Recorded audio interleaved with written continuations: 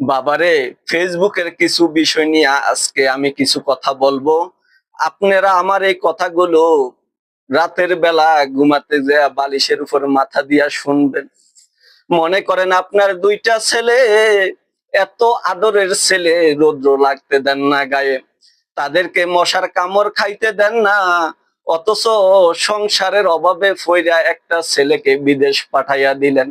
দালালের খপ্পরে পইরা 55 ডিগ্রি রোদের মধ্যেই আদরের ছেলেটা কাজ করে যেই টাকা দেয়, ওই টাকা দিয়ে আপনি চলেন, ওই ছেলেকে নিয়ে গর্ব করেন। অথচ আপনার আরেকটা ছেলে ফেসবুকে কাজ করতে চায় আপনার পাশে থেকে, ফ্যানের নিচে থেকে, অথচ আপনারা তাকে অন্য চোখে দেখেন, তাকে নিয়ে টিটকারি করেন, অবহেলা করেন।